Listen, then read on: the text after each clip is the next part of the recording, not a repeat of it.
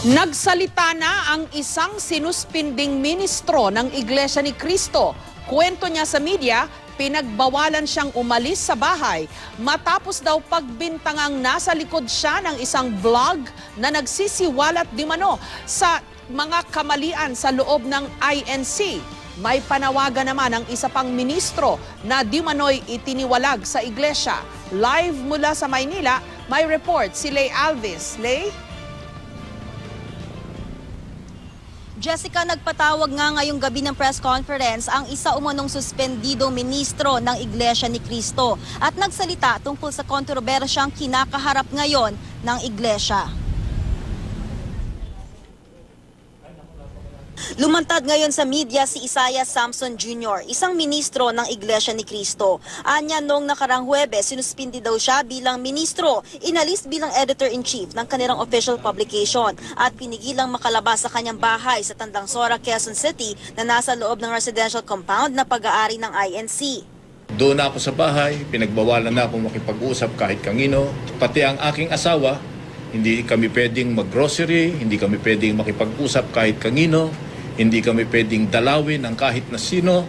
Pinagbintangan daw siya na siya raw ang isang Antonio Evangelista na nasa likod ng isang blog na nagsisiwalat tungkol sa umunoy kamalian sa loob ng INC.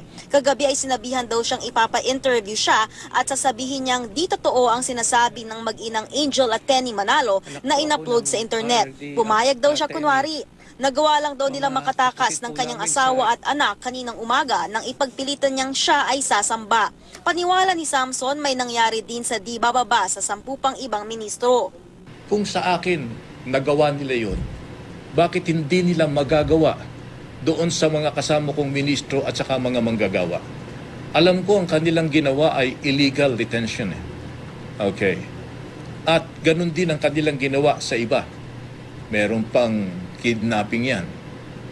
Merong grave threat dyan. At kung ano-ano pa. Usap-usapan din daw ang ilang umunoy katiwalian sa loob ng INC.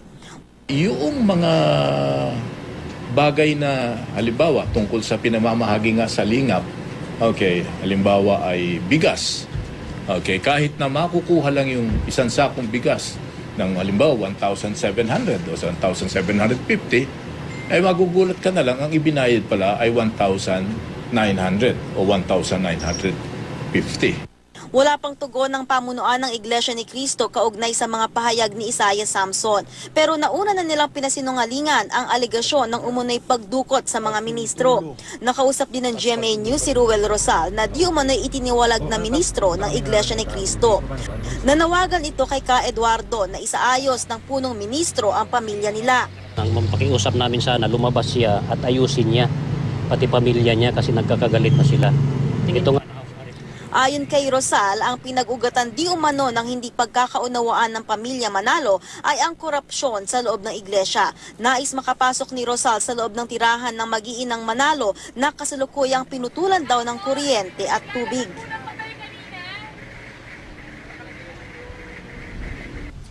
Jessica, isa rin daw nga sa mga dahilan ng paglantad sa media nitong si Isaiah Samson Jr. ay dahil sa pangamba para sa kanyang kaligtasan at ng kanyang pamilya. Jessica? Maraming salamat sa iyo, Lay Alvis. Patuloy nating tututukan ang balitang ito.